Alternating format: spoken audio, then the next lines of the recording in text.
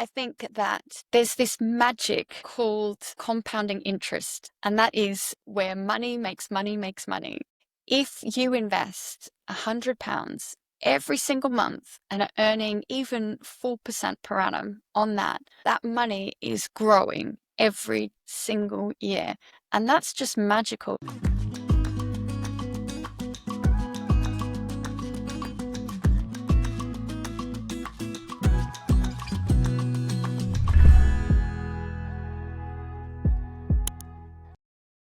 Today on the Curious Tycoon Podcast, we welcome a powerhouse in property, investing, and financial education, Nicole Bremner. Nicole is not only a successful entrepreneur who have built, lost, and rebuilt million-pound portfolios, but she's also the founder of Your Prosperity Group, a groundbreaking initiative making quality financial advice accessible to all, from pioneering crowdfunding in property to helping close the financial advice gap. Nicole's mission is clear. True freedom comes from having your money work for you and not the other way around. Get ready, guys, for a conversation packed with resilience, world investing wisdom, and inspiring leadership. Without further ado, ladies and gentlemen, let us welcome Nicole Bremner. Hi, Nicole. How are you doing today? Hi, Chuks. Thanks so much for having me. That's quite the introduction. Thank you. I'm really honored to have you on the podcast today. Thanks once again for coming on. So our topic today is on mindful investing and true prosperity. Can you talk to us a little bit? What do you think about the topic? And then you can also tell us a little bit about yourself. Sure. Well, to me, true prosperity is about freedom and choice. I'll start with that.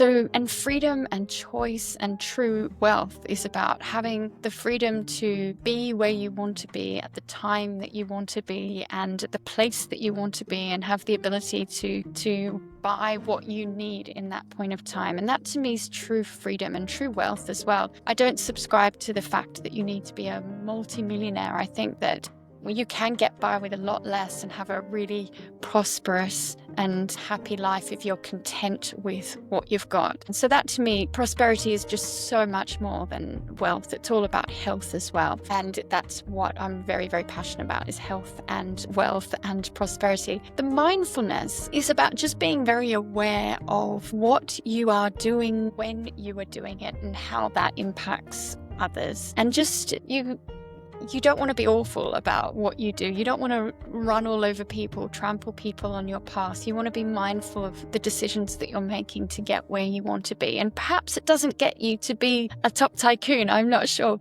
But I think that it's the better way, the nicer way to do things. Perhaps it's a bit of a feminine energy that I've got going on here. But to me, it's just being quite mindful about how you're getting to where you want to be, and then when you are there, being satisfied with what you have and not constantly wanting more. Yeah, I mean, it's something that I think we always want more. I think that's human nature. However, I like your approach really to wealth and the fact that you can actually be content while also subtly trying to, get more. I don't think there's anything wrong with that. I mean, right. So you have such an incredible story of resilience. Let's just get straight into it. What was the toughest moment about rebuilding your portfolio, and what did it teach you about money? Yeah, my toughest time would have been around 2016, 17. And I guess I was flying high on success, or what I perceived as my success. My business was going incredibly well. I had over 110, I think I had 110 properties, or I had a share of those properties. I didn't own all of them outright. From the outside, it looked like I had this perfect marriage. I had 3 beautiful, healthy children who were very successful in their avenues. They were only very young at that point, but everything just looked really good. I was healthy and I was fit and I was focused on my business. But actually, what happened was that things started to crumble. And my property portfolio, I encountered some issues within that. We also had changes in the government. So we had Brexit, we had changes to stamp duty, with the additional stamp duty being levied on foreign investors and second homes, etc. And we also had changes to landlords and how they were taxed. And this completely took the wind out of the luxury property market, or the property market in general, but especially the property market. Now, I had ridden through storms before. I'd been through the dot-com crisis and lost my job in 2000. I'd been through the global financial crisis in 2008, but this just felt really different. And I can go into the reasons why if you like, but to me, this was the hardest point in my life to date. It just, everything that I knew and I believed had started to crumble, and it took me a very, very long time to recover from that and Yeah. take the lessons learned and realize that actually there can be some good that comes from all this pain. Yeah, I mean, this is the typical story of the average successful business person, isn't it? Going through adversity, having problems. So with the most recent one that you talked about, in your property portfolio, so what was it then? Is it that you didn't anticipate this happening? Did it take you unawares? Weren't you prepared for it? Because, sometimes it's one of the things that businesses are always looking at risks, Mhm. shock management for when it comes. So talk to me a little bit about this. Is it that you weren't prepared, or you underestimated any possible, some of those changes that you talked about? Yeah, definitely was not prepared. And I think that's the problem with anything that we face, whether it be, I'm a sailor and I love to sail. And one of the things that you know when you're sailing is that you have to be prepared for any eventuality, because you can have this squall, this storm come through at any time, and that can be life and death. So you must be prepared. And what was interesting is that for me, I thought that I was prepared and I thought that I had covered every eventuality. But actually, because I was so heavily invested in just property to the detriment of all other assets, it meant that when this problem came up within my property portfolio, all my assets and all my cash flow were coming from one asset class. And that was the problem. And so now my biggest lesson, and what I teach my clients and those who do come to me for advice, is have a balanced portfolio. And my goodness, I should have known this because I was the youngest ever chartered financial planner in Australia. I know that everyone needs a balanced portfolio, and this is the golden rule of investing. And yet I had not taken my own good advice and had a balanced portfolio. So it's like if you have any imbalance within, let's just say you go to the gym and you only train biceps, you're going to get imbalances within your body, which is going to lead to all sorts of problems because you don't have that balance. And it's the same within your investment portfolio. If you only have property or crypto or even equities, then you don't have that balance that allows you to weather these various storms. Yeah, honestly, I love the example you gave there with the gym. I think because that's something that I believe my audience. Just moving on there quickly, you founded your prosperity group with a truly noble mission. So, why was creating accessible financial advice so important to you? It really was coming off the back of my experience and realizing that I had not taken my own advice Yeah. and had this balanced portfolio. And everywhere I looked, there were people who needed financial advice but couldn't access it, or when they didn't know that they needed it. And then when they did need it, such as on death or divorce or redundancy, whatever it might be, they couldn't access it. Now, there's a growing problem in a lot of the world, actually, where due to increased regulation, regulated financial advisors just cannot afford to take someone who's even earning 100,000 with only 20,000 pounds to invest, because they cannot take anyone with about less than 100,000 to invest. And that's crazy to me, because someone with 20,000 pounds net to invest, that's a huge achievement for someone to get to that point, and yet Yeah, they cannot they access can. regulated financial advice because it's not enough. And that's down to the regulator. I really believe that they're failing the regular person by over-regulating and making it harder for people to access that sort of advice. So then I thought, well, actually, people who are earning good money, but perhaps don't have any savings, they don't actually need regulated financial advice. What they often need is help with budgeting, help with mindset, help with perhaps some of the traumas. And this is true, especially for women, actually. A lot of them have got a lot of traumas and shame around money, whether it be that they overspend on various things or have in the past. And they need a lot of support to get through that and to work through that shame. Because if they don't deal with these preconceived ideas and this mindset around money, these bad habits or shameful things that they do will keep following them for the rest of their life. So that's why I set it up. It's a social enterprise. The whole idea is that anyone who needs financial advice should be able to access it from our team of financial coaches. And if people can afford to pay for it, they pay, and their fees then go to support people who cannot. So I've got people who are earning $12,000 a year. I've got people who are earning over $100,000 a year. I've got people who have got, I think someone's got 16 properties, some have got no properties. So I've got this wide range of clients, and I love that I don't have to turn people away. It's great. I've even got celebrities who you see on TV who you think have so much money and yet really they're struggling because of no fault of their own, but just because the markets have changed and asset classes are cyclical. So it's a really rewarding role, and I'm thoroughly enjoying it. That's awesome. Brilliant. So how can, someone who's listening today, who's maybe struggling, who's perhaps, not really good with planning, how can they sign up? How can they locate you, your prosperity group?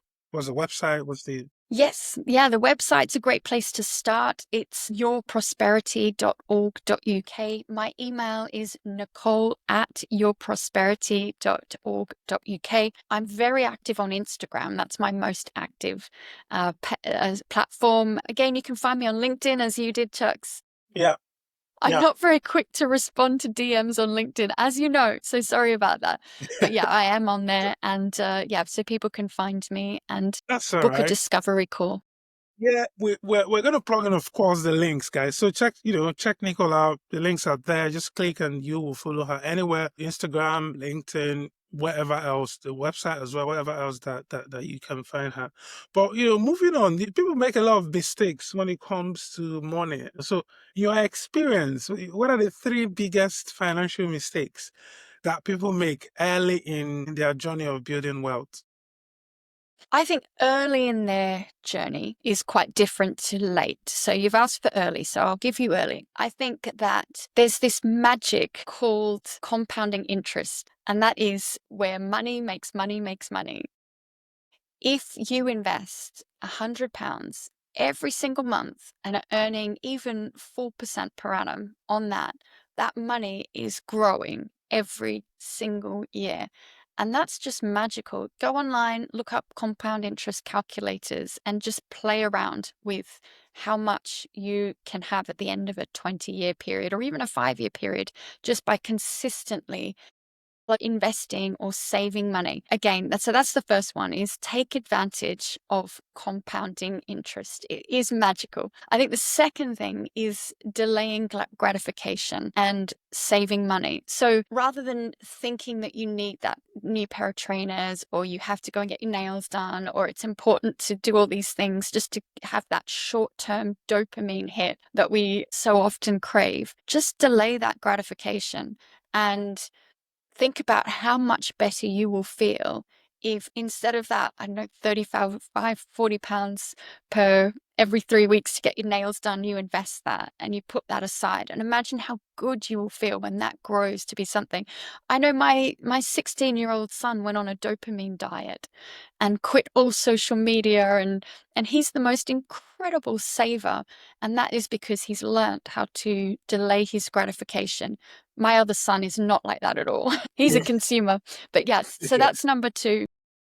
is do that. And then number 3 is you do need rewards. You do need to treat yourself when you have made these little wins and when you have delayed your gratification and saved and when you have put aside your money. So I would say is have a small pot of money every month that is your treat money. And it may be something really small. Like for me, I love investing in Bitcoin because it's just so exciting. For me, I just put a little bit of money in Bitcoin, and that for me is a treat because I get to watch it go up and down. Or I love clothes or going on holidays or whatever it might be. So I treat myself in that way. And that's really important. So they're the 3 things: is take advantage of compounding interest because it is magical. Number 2 is delay your gratification and ensure that you are continuing to invest and you don't chase every shiny penny. Just be consistent. And number 3 is just reward yourself for the little wins. Yeah. I mean, talking about rewards, and the second example you were giving when you talked about nails, I have a friend who,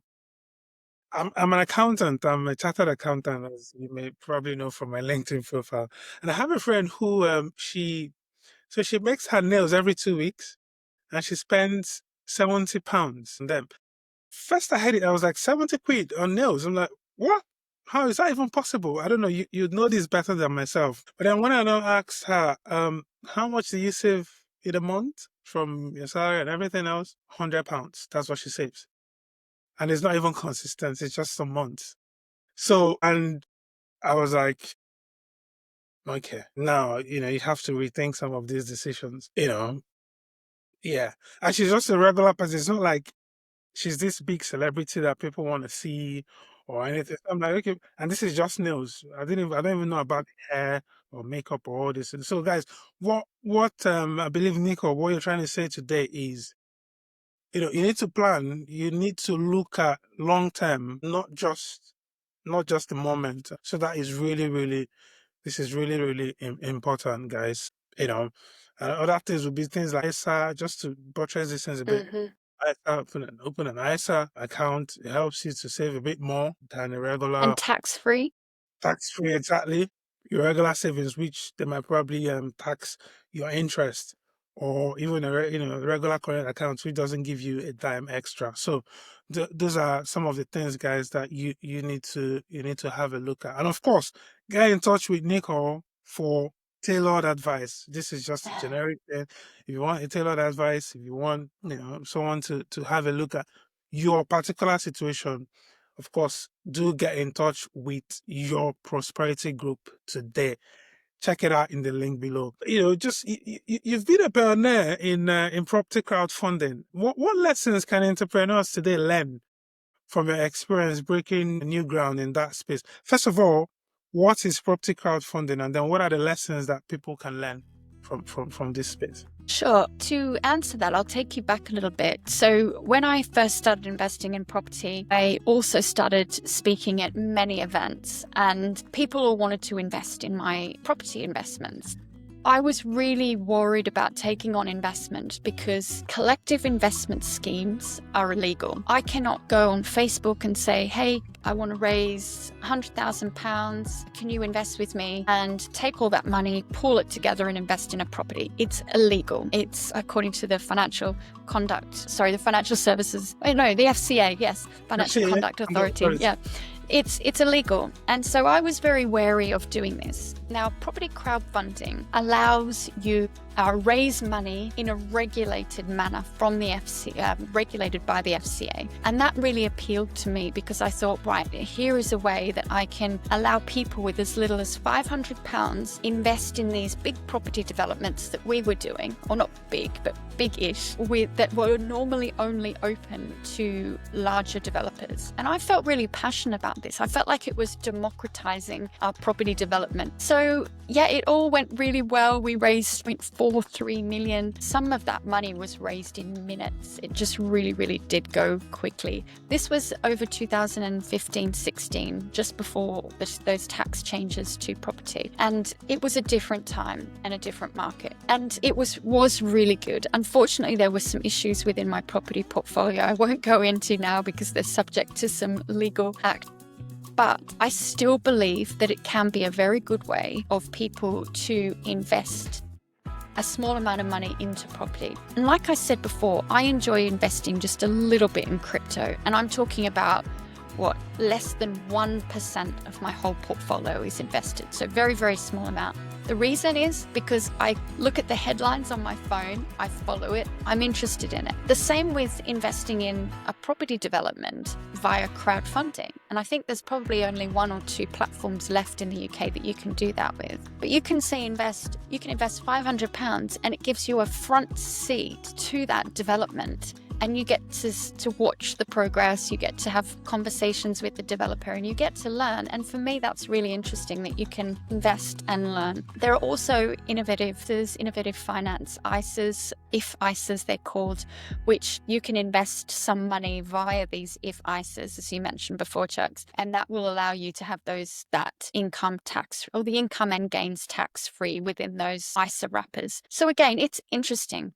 But I would urge people, as I know you would as an accountant as well, don't put your whole net worth into these type of investments. It's your play money. It's your speculative money. It should not be the cornerstone and the pillar of your investment portfolio. It's fun. That's it.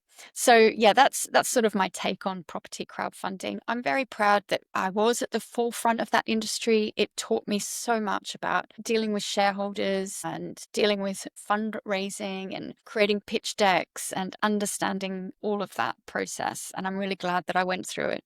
To the next question. It's actually incredible that financial literacy is not something that is really taught in schools, especially at maybe primary, secondary levels. Even at undergrad level as well, except you're studying a course that relates to finance, you often don't have ideas of what's going on. And this is something that is a passion of yours, financial literacy. So if you could teach just one concept to every high school graduate, what would it be? I think it would come down to debt and how a credit card works, how the interest rate works, how they lure you in with interest-free periods, and then you're stuck with a 25, 35% interest rate.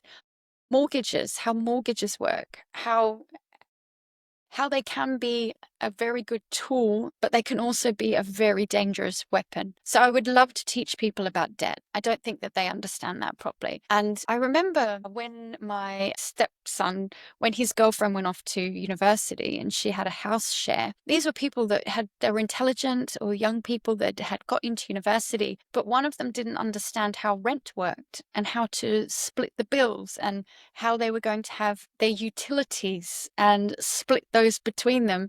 And this guy was an intelligent guy. He was just really confused. And I think that we have to understand, you and I are numbers people, Chuks.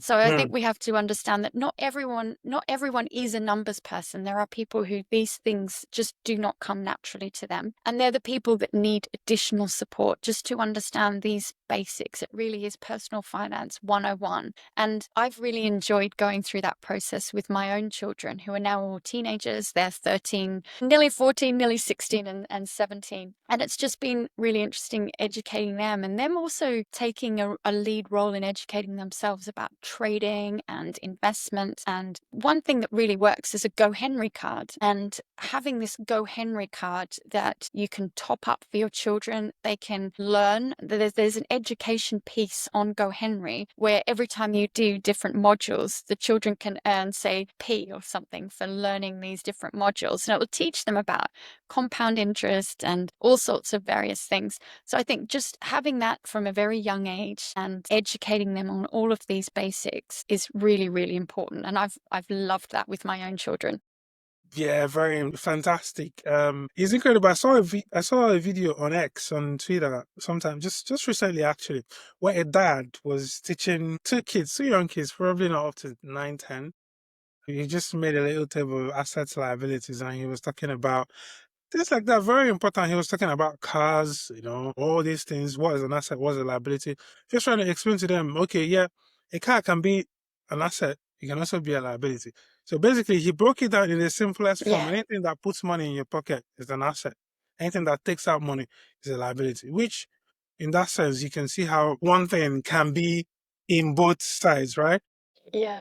Stuff like that. And And funny enough, I saw people criticizing that, like, oh, this is not what it's about. Well, he never said he was giving you a full course on what this thing. These are just the basics. And Yeah. like you said there, it's crazy how some adults don't even know the basics because they've Yeah. never heard of it before. And Well, just on that is how we used to see our utility bills. They could be credit or debit. Now, you and I know what a credit and a debit is, but you imagine being a young person that's not a numbers person and you pick up your utility bill and it says credit yeah, or debit. And you go, well, am I very much. overdrawn? Have I overpaid? How does this work? And it's very interesting when you say to people, actually, it's from the bank or the utilities perspective, whether it's a credit or a debit.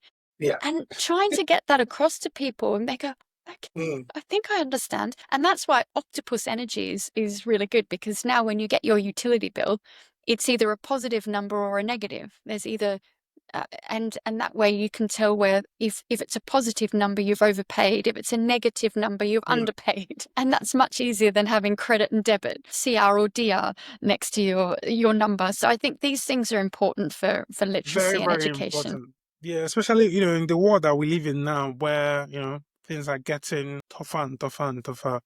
Like, some of these companies are, they're all looking at the bottom lines. Sometimes the quality of products are not like they used to be. They don't really care about providing you that excellent service, but sometimes it's about, they want to just ship things out so that they can beat last year's profit. That's where a lot of so yeah, I think people really need to have some of this knowledge just on that scale. You in an industry often seen as exclusive, you champion is inclusivity. How do you think we can close the advice gap globally and not just in the UK? I think that most of the world, the Western world anyway, have the same problem, and that is people's ability to access quality, tailored financial advice. Anyone can go on YouTube and look up a video, but that's not tailored to them. And it's when your situation changes and perhaps you lose your job and you start slipping behind in your mortgage payments, or your parent dies suddenly and you're left with some money and you just do not know what to do with it. And you look up one video and they say, invest in crypto. And you look up another and they said, trade gold. And you just think, what should I do? I have no idea. Other people invest it all in property. There's so much out there. It's really hard to find someone without an agenda who is not looking to profit from the advice that they're giving. And I think that is the biggest thing. It comes down to trust. Who can you find that you can trust that will give you advice that's actually based on fact? And that's why for me, with my clients and the other advisors I work with, the clients that they deal with, we have software where we input everyone's information, and that way we can tailor the advice directly for them. And what cannot speak cannot lie. The numbers do not lie. And we can make little tweaks to these numbers and show you, okay, well, if you did invest in crypto, this is what would happen. If you did invest in property, this is what would happen. These are the tax implications of the investments that you're going to make. And if you lost your job, this is what would happen. And we can play around with all of those and give all these various scenarios. And so I think that if more people had access to that sort of information, and if governments were to understand that what they actually need is, rather than over-regulating this industry, they need to allow regular people to access this advice, then I think it would really change the whole industry and help people. They would actually be better protected with less regulation, in my opinion, or different regulation anyway. Yeah. Right. So, Nicole, thanks again for coming on the podcast today. Really, really appreciate your insights, and I'm sure the people watching us today, they're learning a lot from this very episode. You've worn so many hats as well. You are, I can describe you in so many ways. You're an investor, you're a founder, you're also a columnist, you're also a mother. These are all full-time jobs. How do you maintain your sense of balance and purpose doing all this? At the moment, not very well. I'm renovating a property at the moment, and I'm really struggling to keep on top of my property and being a mom. and all the domestic duties that go along with that. But for me, it's just down to systems. And I have very specific systems that I follow within my home and within my business. And I find that having these specific systems and tasks set up that I can just do on repeat, it really helps me. So that's really the short answer to that. But yeah, life's a challenge. Everyone's balancing and juggling so many different balls, and it's just about trying to keep those Yeah, up in the yeah, air and make absolutely. sure that you've got We're better all, problems than we're you all otherwise working would. till, I guess, till the day that we're no more. We're gonna keep grafting. So guys, Yeah. keep up the work, right? Remember what I say here all the time: stay curious, stay work. You just never stop until, as Nicole talked about earlier, never stop until you are able to afford anything that you want, until you're able to, not worry and just get it. You're not looking at the price. You're just going to get it. No price, no checking of price here. That's not what we do here on the Curious Tycoon podcast. We want to be tycoons, every single one of us. That's what we're heading to, guys. So, mission, sailing, running, yoga, and hiking. How important has fitness and mindfulness been in navigating business challenges? Yeah, it's incredibly important to me. I love fitness and I love keeping myself fit. I used to be a bodybuilder many, many years ago, thankfully before the internet. Lifting weights and sport has always been a strong part of my life. And yeah, so now it's more yoga and running, and I love hiking and sailing. So for me, I need to switch off. I need that time where I go away. And for me, sailing is that. And so I love the fact that my partner and I can just switch off for all of July and August, usually for April as well, but hasn't worked out because of this property. And so for July and August, we switch off and we go sailing, and that allows us to recharge and have that time together just to reconnect ourselves and our spirits, really, because we then come back and we work. I used to do sort of 3 weeks really intensely and then take a week off. And that used to work really, really well for me. I haven't been able to do that lately because I've just had too much on with my house renovation. But that's definitely something that I'm going back to as well, is almost have these seasons. And so you'll have a season where you work on a project intently, and then you'll take some time off to reflect on your wins and how much you've received. Something I've been reflecting on lately is when we get older and further down our journey, often what we do is things are quite good and we don't quite realize how good they are until we look back. And then we create more problems for ourselves. And I think that it's really important to reflect on, the point is to have an easier life, and your money and your freedom should give you that easier life. And I'll give you an example. Is things were going quite well for me, and then I decided to buy another property, and I'm in the process of buying that other property right now, and all of a sudden it's upset the balance in my life. And all of a sudden I can see things happening, like I'm not sleeping properly, and it's taken away this freedom from me. And I can see that that's happened because I've lost the balance within my life. And I think it's really important just to, and this has been another reminder for me, that when you have that balance, don't start looking for something else, because that will create imbalance. Just sit with and be mindful of the balance and the peace that you have in that time. And that's just a little aside that I wanted to add. But yeah, I think you only get that clarity by spending time without a podcast in your ears and without all the other things, just spending time, whether it's running or hiking or just being outside, or even just being alone in your room, meditating or doing yoga, whatever it might be. But you need that silence in order for your own thoughts to come to you. If you keep having podcasts, it's always important. So when you look at the landscape now, the landscape of financial planning and individuals that are involved, where do you see the future of financial planning? Where's it heading to, especially for younger generations and those without a traditional wealth? I think where we're heading is AI is going to take over Yeah, many things, such as law, financial planning, I think AI is going to take over, and it will do a better job than you and I can of the if-then statements. The if you're earning X amount, how much tax will you pay this, and how can you optimize your situation to pay less tax or save more? All of these things are going to be done far better than you and I can do them with AI. But what cannot be done is the interpersonal relationships and the softer side of things, the dealing with people's traumas and dealing with people's shame, dealing with habits, dealing with all of those sorts of things that still come up whenever you're dealing with money and numbers. You'll know that from your experience. There'll be clients that won't even open letters from HMRC because they're so just triggered by that. And so I think that while AI will take away a lot of our jobs, there will be other things where we will be invaluable. So that's the future. The future is that AI and robo investing is going to take over a lot more of this. But what it means is that there'll be even greater need for people who have empathy and can work with clients on their personal situation, and with that, holding that space for them so that any traumas can come up and they can deal with those on a very personalized level. So that's what I see.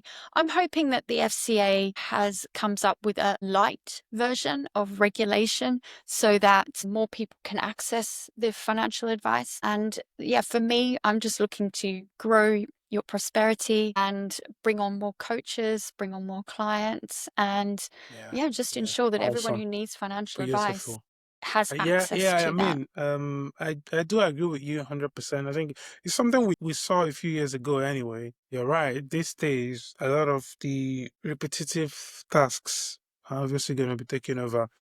It will all come down to the communication aspect, which you said, the interpersonal aspect of relating things and like decision making in terms of, okay, you're provided with this was a decision that you're going to take. So yeah, that's really, really important. So, if you could go back then, just think back a little bit to the, many years ago when you started out. If you could go back and give your younger self one piece of advice, financial advice, what would it be? Right. Don't buy so many clothes. No, it really would be to do those three things that I spoke to you about earlier.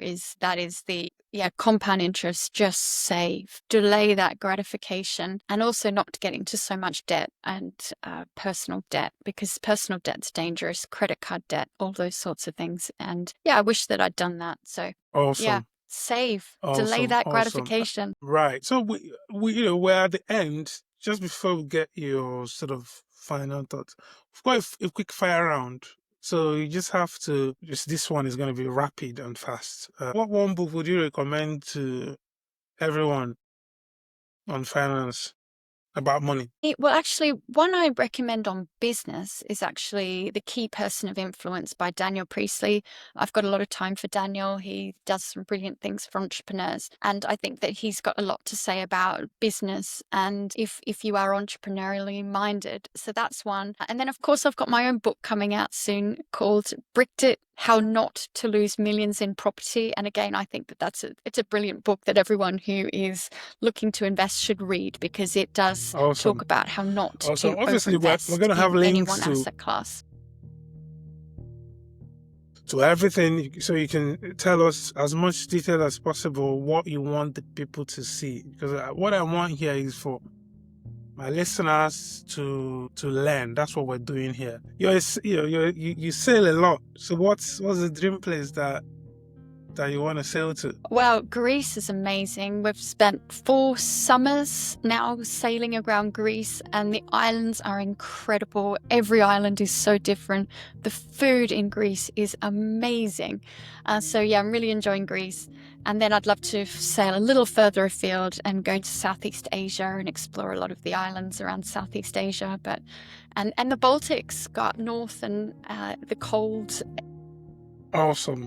Denmark and all around there as well. That's on the list. In this segment, what is one myth about investing that you want to bust right now?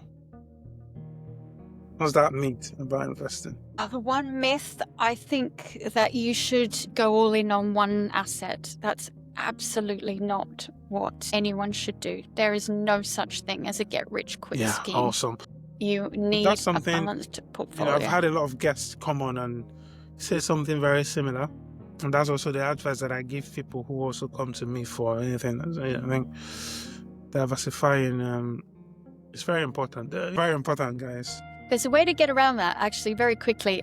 This is not an ad. I have no affiliation with them, but there's a platform called Flagstone, and you invest all your cash with them, and then you can allocate it through the various accounts up to 85,000.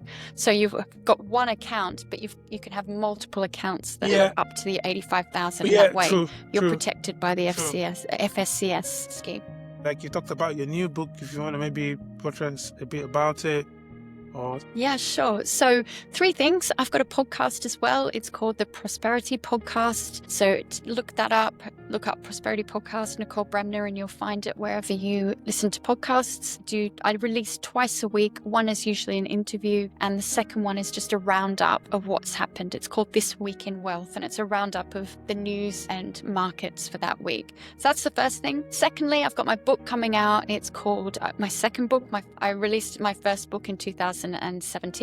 This is my second book, and it's called Bricked It: How Not to Lose Millions in Property. And as I said to Chuks earlier, it's about the importance of having a balanced portfolio and a bit about my story about why it's so important to have a balanced portfolio. And then the third thing, if there are any women out there listening who are perhaps based in London or the Southeast, I've just started this women's investment boardroom, and it's for anyone who is investing or is interested in investing. It's going to be a monthly lunch. There is no price for this except for your lunch. There's no upsell. I just want to create this community of women who really support each other through their investment journey, give each other insights, encouragement, ideas, and we're going to look at various asset classes each lunch and just really go on this investment journey together. So any women out there, just look me up on Instagram and you can find all the details. And I'll pop them in the description below, guys. Check it out in the description below. Honestly, this has been a wonderful discussion. Nicole, thank you so much for sharing your wisdom, resilience, and mission with us today on the Curious Tycoon Podcast. Your journey from highs of success to challenges of loss and your powerful comeback is a testament to the spirit of true entrepreneurship. For anyone listening, your reminder that our money should work for us and not the other way around is truly empowering. Listeners, be sure to connect with Nicole and learn more about how you can take control of your financial journey. Check her out at your Prosperity Group. Until next time, guys, keep growing, stay curious, and remember, prosperity is not just for the few, it is for all of us, because the sky is wide enough to take all of us. God bless. Bye.